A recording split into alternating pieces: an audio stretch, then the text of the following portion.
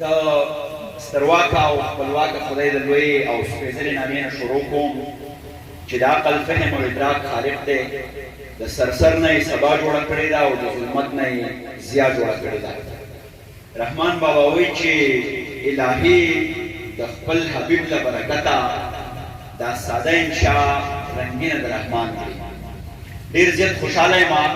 چې نن مونږه د پروفیسر ډاکټر میا افتخار حسین صاحب په دغه فارم هاوس کې یوه غونډه را جوړه کړې ده او دا زمونږه د پښتون وطن نه راټوکېدلي هغه احساسات مونږ خوندي کوو چې هغه د څادر په شکل کې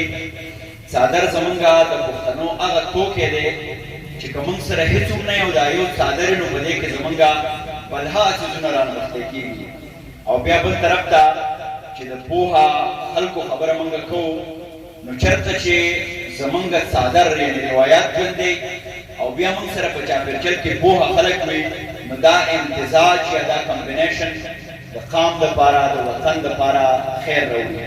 ډېره زیاته مننه کومه. مخکې له دې نه چې مونږ باقاعده تلاوت کلام پاک ته لاړ شو، زمونږ څه محترمین مشران دي هغو به زه راغواړم دغه څوکو ته او بیا به د الله د لوی نامې نه مونږ شروع کوو. زمونږ د دغه نننۍ قیمتي او ښایسته غونډې د صدارت څوکۍ به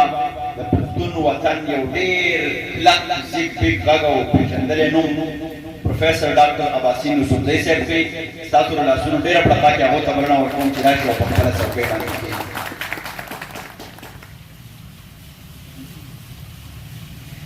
د دې تر څنګه زمونږه په دغه بنډار کې به زمونږه مشر میلمه او کوربه دواړه یو وخت باندې دا ډېر محترم ډاکټر میا افتخار حسین صاحب وي. ډېر په احترام باندې هغو ته هم بلنه ورکوو، یو ډېر لوی نوم دی چې هغو هم راشي. د اعزازي میلمنو په توګه به موږ سره د پښتون وطن د نثر او د افسانې د دنیا یو ډېر غر نوم محترم پروفیسر نورالامین یوسفزۍ صاحب وي. هغو ته خواست دی چې راشي او د مشرانو تر څنګ کښېني، زموږ اعزازي میلمه دی. د دې تر څنګه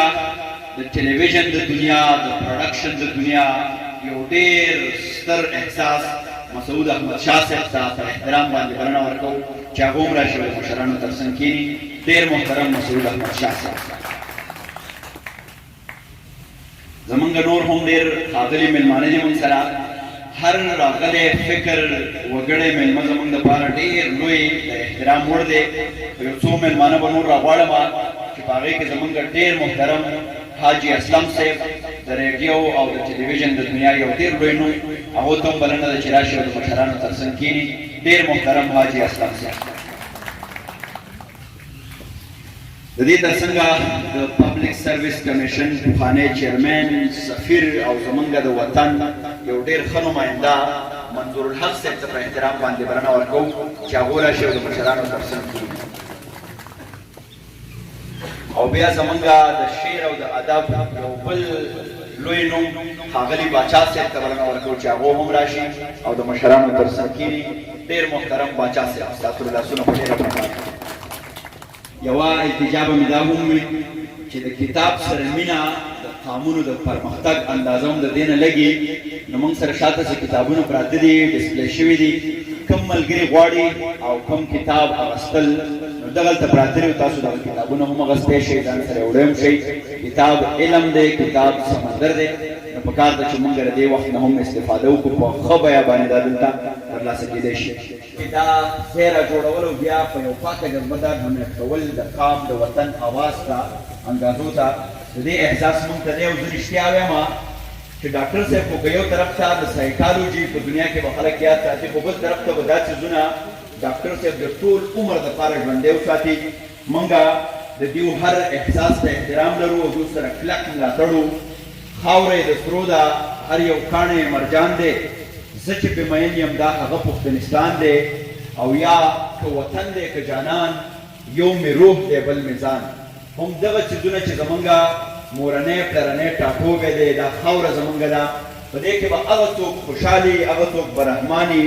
هغه څوک به غني او حمزه وي،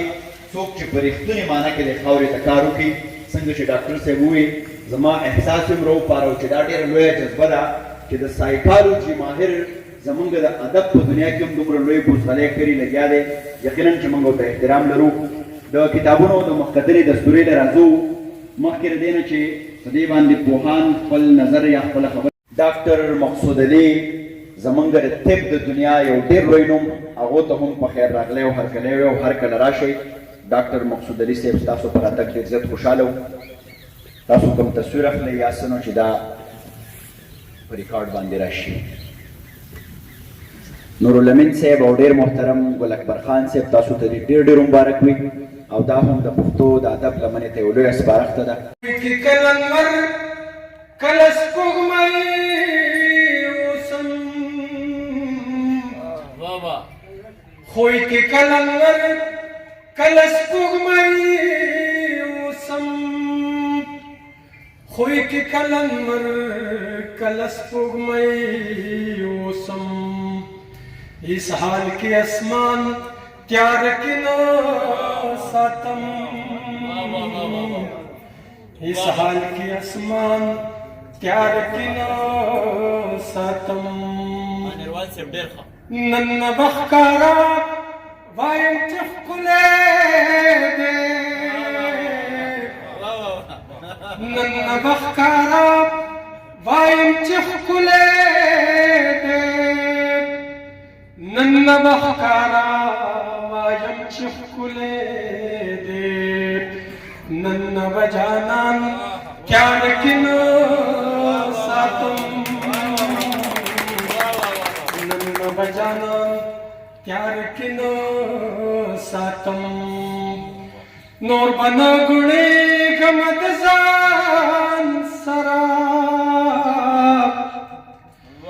نور بنا ګڼېږم د ځان سره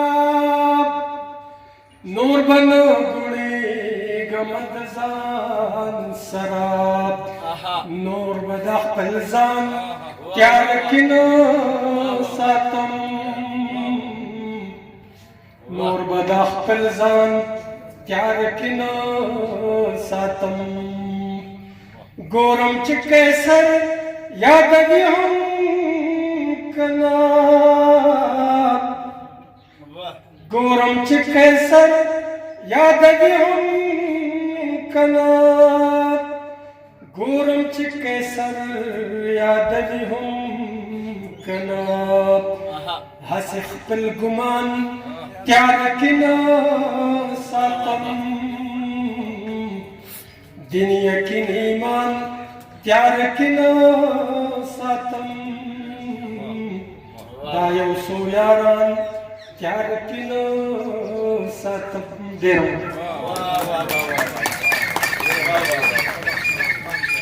واه واه واه خپل افسر افغان تیاره کې نه ساتم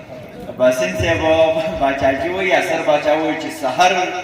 سپین مخې غواړم او ماښام سپین مخې غواړم زه څه بلا انسان یم په هر ګام سپین مخې غواړم او زه ډېر حسن پرست یم دې نه لوی دلیل به څه وي چې خپلې جنازې له هم امام سپین مخې غواړم قیصر صاحب ډېر خوند یې وکړو ډېره مزه یې وکړه ډېر محترم افتخار سایل صاحب ته بلنه ورکومه چې هغه راشي او موږ سره خپل کلام شریک کړي